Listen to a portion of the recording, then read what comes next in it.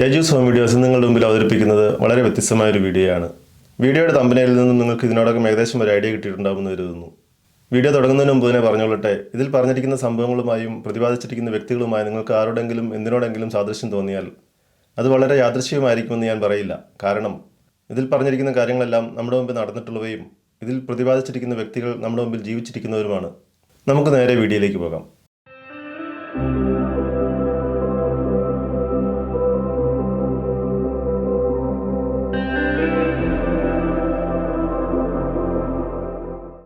Christmas ആയാലും new year ആയാലും ഓണം വന്നാലും ഉണ്ണി പിറന്നാലും നമ്മൾ മലയാളികൾ ആഘോഷിക്കും. മരണ വീട്ടിലും കല്യാണ വീട്ടിലും എന്തിനു പറയണം, പള്ളിയിൽ പോയാലും നമ്മൾ ആഘോഷിക്കും. അത് വെറുതെ അങ്ങ് ആഘോഷിക്കുകയല്ല, നല്ലവണ്ണം ആഘോഷിക്കും. ഒരിക്കലെങ്കിലും ഇത്തരം കൂട്ടായ്മകളിൽ ഭാഗഭാക്കായിട്ടുള്ള എൻ്റെ കൂട്ടുകാർക്ക് ഇതിനോടകം കാര്യം മനസ്സിലായിട്ടുണ്ടാകുമെന്ന് കരുതുന്നു. ഇല്ലാത്തവർക്കായി ഞാൻ കൂടുതൽ വിശദീകരിക്കാം. ആഘോഷം എന്ന പേരിൽ നാം ചെയ്യുന്നത് എന്താണ്? മോശമല്ലാത്ത വിധം തന്നെ നമ്മുടെ കീശയുടെ കപ്പാസിറ്റിക്ക് ഒത്ത വിധം ചന്തയിൽ ലഭ്യമായ മദ്യങ്ങളുടെ വിവിധ ഇനം ബ്രാൻഡുകൾ വാങ്ങിക്കൂട്ടിയാണ് നാം തയ്യാറാവുക. ഇതിനാണെങ്കിൽ സൊസൈറ്റിയിലെ സ്റ്റാറ്റസോ വലിപ്പച്ചെറുപ്പങ്ങളോ നമുക്ക് തടസ്സങ്ങളാകാറില്ല. ഇത്തരം കലാപരിപാടികൾക്കായി എത്ര വേണമെങ്കിലും പണം ചെലവാക്കുവാനും നമുക്ക് മടിയില്ല. അഥവാ കീശ കാലിയാണെങ്കിൽ പോലും ഏതറ്റം വരെ പോകാനും നാം മടിക്കാറില്ല. കാണം വിറ്റും ഓണം ഉണ്ണണമെന്നുള്ള പഴഞ്ചൊല്ല് പലരും ഇന്ന് പ്രാവർത്തികമാക്കുകയാണ്. പക്ഷേ ഉണ്ണുന്നത് ഓണമല്ലെന്ന് മാത്രം. ഈ ശീലങ്ങൾ നാം സ്വായത്തമാക്കുന്നത് എങ്ങനെയാണ്? ഒരു പരിധിവരെ ഇത്തരം ശീലങ്ങൾക്ക് അടിത്തറ പാകുന്നത് നാം വളർന്നു വരുന്ന ഭവനങ്ങളിൽ തന്നെയാണ്. നമ്മുടെ മാതാപിതാക്കൾ, ബന്ധുമിത്രാദികൾ, സഹോദരീ സഹോദരന്മാർ എന്നിവർ ഒരു പരിധിവരെ ഇത്തരം ശീലങ്ങൾക്ക് കാരണക്കാരാവാറുണ്ട്. തുടർച്ചയായി മദ്യം ഉപയോഗിക്കുന്ന ഒരു വ്യക്തിയുടെ പശ്ചാത്തലത്തിൽ വളർന്നു വരുന്നവരിൽ മദ്യപാനം തുടങ്ങുന്നവരുടെ എണ്ണം അതില്ലാത്തവരേക്കാൾ 10 മടങ്ങാണെന്ന് ശാസ്ത്രീയ പഠനങ്ങൾ തെളിയിക്കുന്നു. അത്തരം വ്യക്തികളിൽ ഏറിയ പങ്കും ഈ ശീലങ്ങൾ ആരംഭിക്കുന്നത് ഏകദേശം 14-15 വയസ്സിലാണ്. അടുത്ത കാലത്ത് കേരളത്തിൽ നടത്തിയ ഒരു പഠനത്തിൽ മദ്യപാനം തുടങ്ങുന്ന വ്യക്തിയുടെ ശരാശരി പ്രായം ഇതിലും വളരെ താഴെയാണെന്നത് നമ്മളെല്ലാം ഞെട്ടിക്കേണ്ട ഒരു വാർത്ത തന്നെയാണ്. ഇത് കേട്ട് ഞെട്ടാത്തവർ ഒന്ന് ചിന്തിച്ചു നോക്കിക്കോളൂ, താങ്കൾ ആദ്യമായി മദ്യത്തിൻ്റെ രുചി അറിഞ്ഞത് ഏത് പ്രായത്തിലായിരുന്നുവെന്ന്. വ്യക്തിപരമായി എൻ്റെ കാര്യം പറഞ്ഞാൽ അത് എൻ്റെ 21-ാമത്തെ വയസ്സിലായിരുന്നു. ഇതിൻ്റെ അർത്ഥം ഞാൻ വളർന്നു വന്നിരുന്ന കാലത്തെ ശരാശരി പ്രായം ഇതായിരുന്നു എന്നല്ല. അതിൻ്റെ പിന്നിലൊരു കഥയുണ്ട്. എൻ്റെ 15-ാമത്തെ വയസ്സിൽ കോളേജിൽ പ്രീ ഡിഗ്രിക്ക് പഠിക്കുന്ന കാലം, അന്ന് അങ്ങനെ ഒരു ഡിഗ്രി ഉണ്ടായിരുന്നു. ഇന്നത്തെ 11-12 ക്ലാസ്സുകൾ. തലസ്ഥാനത്തെ മുന്തിയ ഒരു കോളേജിൽ ചേർത്ത് ഹോസ്റ്റലിൽ താമസവും തരപ്പെടുത്തി മടങ്ങുന്ന വേളയിൽ എൻ്റെ പിതാവിനോട് പറഞ്ഞൊരു കാര്യമുണ്ട്. അതോർക്കുമ്പോഴും മറ്റുള്ളവരോട് പങ്കുവെക്കുമ്പോഴും എന്തിനേറെ പറയുന്നു, ഇപ്പോൾ പോലും എൻ്റെ കണ്ണുകൾ ഈർന്നണിയുന്നു. ആ വാക്കുകൾ ഇതായിരുന്നു: എനിക്ക് കോളേജിൽ പഠിക്കുവാനുള്ള സാഹചര്യങ്ങളുണ്ടായിരുന്നില്ല. പക്ഷേ ഞാൻ കോളേജ് ജീവിതങ്ങളെപ്പറ്റി ഒത്തിരിയേറെ കഥകൾ കേട്ടിട്ടുണ്ട്. പണക്കാരായ ഒത്തിരിയേറെ കുട്ടികൾ പഠിക്കുന്ന കോളേജാണിത്. അവരിൽ കുറച്ചുപേരെങ്കിലും മദ്യപിക്കുന്നവരോ മറ്റു ദുശീലങ്ങളുള്ളവരോ ആയിരിക്കാം. അവർ നിന്നെയും കൂടെ കൂട്ടുവാനായി വിളിച്ചേക്കാം. എന്നാൽ നീ ഒരിക്കലും ഇത്തരം കൂട്ടുകെട്ടുകളിൽ പോകാതിരിക്കാൻ ശ്രദ്ധിക്കണം. നിനക്ക് എന്തെങ്കിലും ഒരിക്കൽ മദ്യപിക്കണമെന്ന് തോന്നിയാൽ എന്നെ ഒന്ന് ഫോൺ വിളിച്ച് പറഞ്ഞാൽ മതി. ഏതുതരം മദ്യമാണെങ്കിലും ഞാൻ വാങ്ങിവെച്ചുകൊള്ളാം നിനക്ക് വേണ്ടി. ഇതിനിടയിൽ ഒരു കാര്യം പറയാൻ വിട്ടുപോയി. എൻ്റെ പിതാവ് ഒരു പഴയ പട്ടാളക്കാരനാണ്. ഞാനൊരിക്കൽ പോലും അദ്ദേഹത്തെ മദ്യപിച്ച് കണ്ടിട്ടില്ല. പട്ടാളക്കാർക്കായി സർക്കാർ അനുവദിച്ചിട്ടുള്ള കോട്ട വാങ്ങാറുണ്ടായിരുന്നെങ്കിലും ഒരു പെഗ് പോലും കുടിക്കുന്നത് ഞാൻ നേരിട്ട് കണ്ടിട്ടില്ല. ഞങ്ങൾ കുട്ടികൾ കാണാതെ വല്ലപ്പോഴും അല്പമൊക്കെ കഴിച്ചിരുന്നുവെന്ന് ഞാൻ കരുതുന്നു. മിക്കവാറും ഈ വാങ്ങുന്ന കുപ്പികളെല്ലാം സുഹൃത്തുക്കൾക്കോ ബന്ധുക്കൾക്കോ കൊടുക്കുകയായിരുന്നു പതിവ്. ഞാൻ കഥ തുടരട്ടെ. എൻ്റെ പിതാവിൻ്റെ ഈ ഉപദേശം 21-ാമത്തെ വയസ്സിൽ എൻ്റെ തൊഴിലധിഷ്ഠിത വിദ്യാഭ്യാസത്തിന് ശേഷം ആദ്യത്തെ സ്റ്റൈപ്പൻഡ് വാങ്ങുന്നവരെയെങ്കിലും പാലിക്കുവാൻ ഞാൻ ശ്രദ്ധിച്ചിരുന്നു. പഠനത്തിൻ്റെ അവസാന വർഷം കോളേജ് ഹോസ്റ്റലിൽ സപ്ലിമെൻ്ററി പരീക്ഷ എഴുതാൻ വന്ന ഒരു സീനിയർ വെച്ച് നീട്ടിയ ഒരു ക്ലാസ് മദ്യത്തിലായിരുന്നു എൻ്റെ തുടക്കം. പഠനകാലത്ത് തന്നെ എല്ലാ വീക്കെൻഡിലും സാമാന്യം നല്ല രീതിയിൽ തന്നെ മദ്യപിച്ചിരുന്ന കൂട്ടുകാർ എനിക്കുണ്ടായിരുന്നു. വീട്ടിലെ സാമ്പത്തിക സ്ഥിതിയും പിതാവിന് കൊടുത്തിരുന്ന വാക്കും ഇതിലൊന്നും പങ്കുചേരുവാൻ എന്നെ അനുവദിച്ചിരുന്നില്ല. നാം മദ്യത്തിനടിമപ്പെടുന്ന സാഹചര്യങ്ങൾ എന്തെല്ലാമാണെന്ന് നോക്കാം.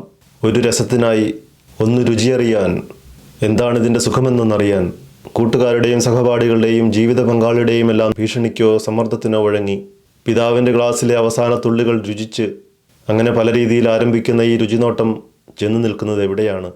വളരെ ചെറിയൊരു ശതമാനം വ്യക്തികളെങ്കിലും ഈ രുചികൾ തുടക്കത്തിൽ തന്നെ വെറുക്കുകയാണ് ചെയ്യുക. അതിനുള്ള കാരണവും നമുക്കറിയാം. ഭൂരിപക്ഷം ഇനം മദ്യങ്ങളും അത്ര രുചികരമല്ലെന്നുള്ള നഗ്നസത്യം നമുക്കറിയാം. മറ്റൊരു വിഭാഗം വ്യക്തികൾ തുടർച്ചയായ ഉപയോഗത്തിലൂടെ ഇത്തരം രുചികൾ ഇഷ്ടപ്പെടാൻ ശ്രമിക്കുകയാണ്. അവസാനം ഇത്തരം രുചികൾക്ക് അടിമപ്പെടുകയാണ്. എന്താണ് നമ്മെ ഈ ശീലങ്ങളിൽ തുടരുവാൻ പ്രേരിപ്പിക്കുന്നത്? സമാനരായ ആളുകളാൽ ഉണ്ടാവുന്ന സമ്മർദ്ദം മൂലം നല്ലൊരു ശതമാനം വ്യക്തികൾ ഈ ശീലങ്ങളെ തുടരുവാൻ നിർബന്ധിതരാവുകയാണ്. മദ്യത്തിൻ്റെ ലഹരി നൽകുന്ന ഒരു പ്രത്യേകതരം ധൈര്യമുണ്ടല്ലോ, ആ ധൈര്യം നമ്മെ പല സാഹസങ്ങൾക്കും പ്രേരിപ്പിക്കും. കൂടെ ഇരുന്ന് മദ്യപിക്കുന്ന സുഹൃത്തുക്കളെ ബോധിപ്പിക്കുവാനായി നാം ചെയ്തു കൂട്ടുന്ന മണ്ടത്തരങ്ങൾ എന്തെല്ലാമാണെന്ന് മദ്യപിക്കാതെ ചുമ്മാ കമ്പനി തരാൻ കൂടെയിരിക്കുന്ന കൂട്ടുകാരെങ്കിലും ഉണ്ടെങ്കിൽ അവരോട് ചോദിച്ചാൽ അറിയാൻ സാധിക്കും. മദ്യത്തിൻ്റെ തുടർച്ചയായ ഉപയോഗത്തോടൊപ്പം നാം മറ്റു പല ദുശീലങ്ങളിലേക്കും നയിക്കപ്പെട്ടേക്കാം.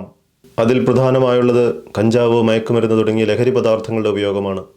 അതിനോടൊപ്പം തന്നെ ഇന്നത്തെ വളർന്നു വരുന്ന തലമുറയ്ക്ക് സാധാരണമാണെന്ന് തോന്നാവുന്ന പലവിധ സാമൂഹിക അശുദ്ധികളിലേക്കും അസന്മാർഗതയിലേക്കും നാം വഴുതി വീഴാൻ വളരെ എളുപ്പമാണ്.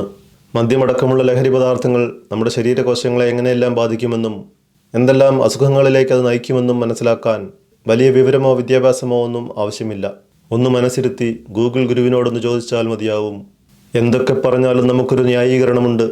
ഒരൊറ്റ ജീവിതമല്ലേ ഉള്ളൂ, ജീവിക്കുകയാണെങ്കിൽ ആസ്വദിച്ച് തന്നെ ജീവിക്കണം. പറക്കമുറ്റാത്ത പൈതങ്ങളെയും ഭാര്യയെയും ജീവിത പരാധീനതകളുടെ അഗാധകൃതങ്ങളിലേക്ക് തള്ളിയിട്ടിട്ട് നേരത്തെ തന്നെ അങ്ങനെ ആസ്വദിച്ചങ്ങ് പോയാൽ ഒരു സുഖവുമുണ്ടാവില്ലെന്ന് ഓർക്കുന്നത് നല്ലതായിരിക്കും. ഇത്തരത്തിൽ കഷ്ടപ്പെട്ട് ജീവിക്കുന്ന ഒത്തിരി കുടുംബങ്ങളെ നേരിട്ടറിയാവുന്നത് മനസ്സിലൊരു വിങ്ങലോടെ അല്ലാതെ ഓർക്കാൻ കഴിയുന്നില്ല. 14-ാമത്തെ വയസ്സിൽ അഡിക്ഷൻ സെൻറ്ററിൽ അഡ്മിറ്റ് ചെയ്യപ്പെട്ട ഒരു വ്യക്തിയെ എനിക്ക് നേരിട്ടറിയാം. ഞാൻ അവനെ ഒരിക്കലും കുറ്റപ്പെടുത്തില്ല. കാരണം അവൻ്റെ പിതാവും പിതാവിൻ്റെ പിതാവും നാട്ടിലെ അറിയപ്പെടുന്ന കുടിയന്മാരായിരുന്നു. അല്ല, ഇന്നുമാണ്.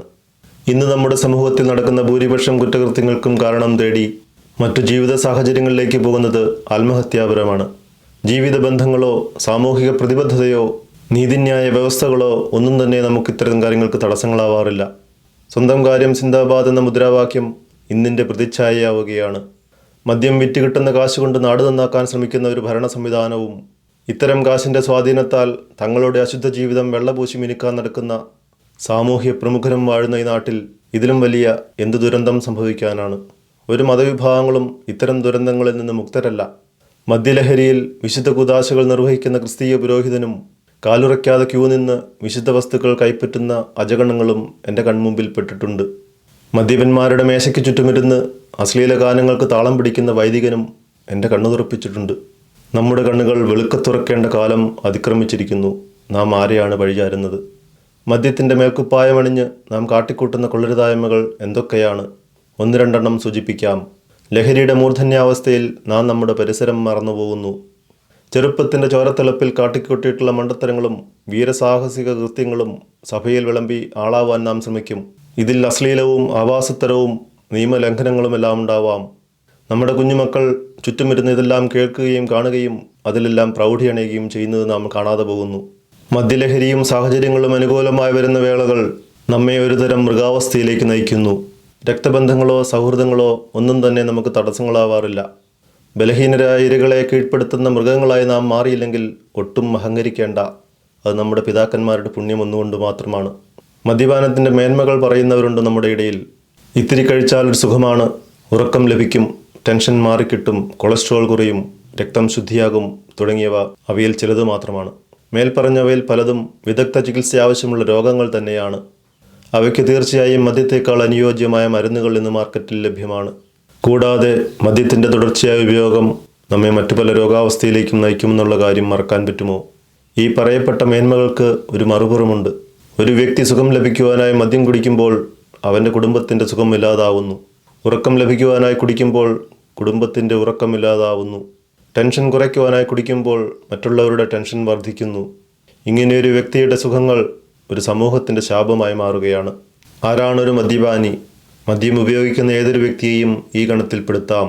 ഒരേ ഒരു വ്യത്യാസം മാത്രം, അത് അവനുപയോഗിക്കുന്ന മദ്യത്തിൻ്റെ അളവിനെ ആശ്രയിച്ചിരിക്കുന്നു.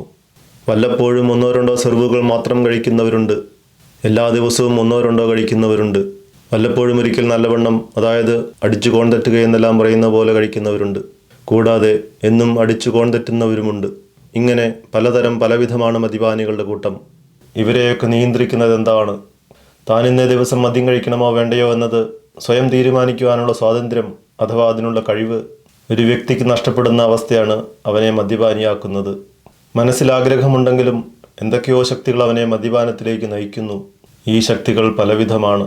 സ്വയം നിയന്ത്രിക്കുവാനുള്ള മനഃശക്തി നഷ്ടപ്പെടുന്ന അവസ്ഥയാണ് ഇതിൽ പ്രധാനം. തുടർന്നു വരുന്നത് സമാന ചിന്താഗതിക്കാരായ കൂട്ടുകാരുടെ അമിത സ്വാതന്ത്ര്യത്തോടെയുള്ള നിർബന്ധിക്കലാണ്. ഈ മനോഭാവം അവൻ്റെ വ്യക്തി സ്വാതന്ത്ര്യത്തിലുള്ള മറ്റുള്ളവരുടെ കൈകടത്തലാണ്. ഒരു ഉദാഹരണം പറയട്ടെ. ഒരു പിറന്നാൾ ആഘോഷത്തിൽ പങ്കെടുക്കുന്ന വേളയിൽ മദ്യപിക്കുന്നില്ലെന്ന് പറഞ്ഞ എനിക്ക് ഒരു ഓഫർ ലഭിച്ചു. ഞാൻ മേൽപ്പറഞ്ഞതുപോലെ വല്ലപ്പോഴുമൊക്കെ ഒന്നോ രണ്ടോ കഴിക്കുന്ന ആളായിരുന്നു, ഇന്നുമാണ്. ഓഫർ എന്തായിരുന്നു എന്നല്ലേ? വൈൻ ഒരു മദ്യമല്ല പോലും. ഓഫർ സ്വീകരിച്ച് എനിക്ക് ആതിഥേയൻ്റെ നിർബന്ധത്തിന് വഴങ്ങി ആ ഒരു കുപ്പി മുഴുവൻ കുടിച്ചു തീർക്കേണ്ടി വന്നു. കാരണങ്ങൾ ഇവയൊക്കെയായിരുന്നു. ഇവിടെ വേറെ ആരും വൈൻ കുടിക്കാറില്ല, ബാക്കി വരുന്ന വൈൻ കളയാൻ പാടില്ല, ഇതൊക്കെയായിരുന്നു അവർ നിരത്തിയ കാരണങ്ങൾ. പാർട്ടി കഴിഞ്ഞ് സ്വയം വണ്ടി ഓടിച്ച് വീട്ടിലെത്തിയതിനു ശേഷമാണ് എനിക്ക് സുബോധം വന്നത്. വഴിയിലെങ്ങാനും ഒരു പോലീസ് പരിശോധന ഉണ്ടായിരുന്നെങ്കിൽ വരുന്ന ഒരു 5-6 വർഷത്തേക്ക് വണ്ടി ഓടിക്കേണ്ടി വരികയില്ലായിരുന്നു. ഇവിടെ അങ്ങനെയാണ്. ഞാൻ എന്തൊരു പമ്പര വിഡ്ഢിയല്ലേ. ഏതായാലും ഒരു കാര്യം ഞാൻ പഠിച്ചു. കഴിക്കണമെന്ന് മനസ്സ് പറഞ്ഞാലും വിളമ്പിത്തരുന്നവരെ കണ്ടറിഞ്ഞ് ആ ദിവസം മദ്യപിക്കണമോ വേണ്ടയോ എന്നും എത്രമാത്രം കഴിക്കണമെന്നും തീരുമാനിക്കുവാനുള്ള സ്വാതന്ത്ര്യം ഞാൻ ആർക്കും വിട്ടുകൊടുക്കാറില്ല. സ്വയം തീരുമാനിച്ചുറപ്പിച്ച കാലത്തോളം മദ്യം അതേത് തരവുമാകട്ടെ കഴിക്കാതിരിക്കുവാനുള്ള സ്വാതന്ത്ര്യം എനിക്ക് സ്വന്തമായിരിക്കും, എനിക്കു മാത്രം. മദ്യപിക്കാതിരിക്കുവാനുള്ള തീരുമാനമെടുക്കാനുള്ള കഴിവ് ഒരു വ്യക്തിക്ക് നഷ്ടപ്പെടുമ്പോൾ മനസ്സിലാക്കിക്കൊള്ളുക, ആ വ്യക്തി ഒരു രോഗാവസ്ഥയിലാണ്. ആദ്യം വേണ്ടത് ആ രോഗാവസ്ഥയെ സ്വയം അംഗീകരിക്കുകയാണ്. പിന്നെ കാര്യം എളുപ്പമാണ്. നിയന്ത്രിത ഉപയോഗമോ പൂർണ്ണ നിരോധനമോ ഏത് വേണമെന്ന് ആ വ്യക്തിക്ക് തിരഞ്ഞെടുക്കാം. ബന്ധുക്കൾക്കോ അടുത്ത കൂട്ടുകാർക്കോ ഇതിൽ നല്ലൊരു പങ്ക് വഹിക്കുവാൻ സാധിക്കും. ഒരു മദ്യപാനിയെ പ്രോത്സാഹിപ്പിച്ച് പെരുപ്പിക്കാതെ അവൻ്റെ രോഗാവസ്ഥയെ മനസ്സിലാക്കി പെരുമാറുകയാണ് അവർ വേണ്ടത്. ഈ അവസ്ഥയെ അംഗീകരിച്ച് പെരുമാറിയാൽ ഏത് മദ്യപാനിക്കും സാധാരണ ജീവിതം നയിക്കുവാൻ സാധിക്കും. അല്ലാതെ നാട്ടിൽ ലഭ്യമായ മദ്യങ്ങളെല്ലാം നിരോധിച്ചാലും അവനതെങ്ങനെയെങ്കിലും കണ്ടുപിടിച്ച് കുടിച്ചിരിക്കും. ഈ മാറ്റങ്ങൾ വരേണ്ടത് ഒരു വ്യക്തിയിൽ നിന്നാണ്, ഒരു കുടുംബത്തിൽ നിന്നാണ്. ഈ ചെറിയ മാറ്റങ്ങളാണ് ഒരു സമൂഹത്തെ മാറ്റിയെടുക്കേണ്ടത്. ഒരു പുതിയ ജീവിതത്തിൻ്റെ തുടക്കം ഇതായിരിക്കട്ടെ, ഐശ്വര്യമായിരിക്കട്ടെ. എല്ലാ ഭാവുകങ്ങളും നേരുന്നു. ഈ വീഡിയോ നിങ്ങൾക്ക് എല്ലാവർക്കും ഇഷ്ടപ്പെട്ടെന്ന് ഞാൻ കരുതട്ടെ. ഇതുപോലെ മറ്റൊരു വീഡിയോയുമായി നാം വീണ്ടും കാണുന്നവരെ എല്ലാവർക്കും ഗുഡ് ബൈ.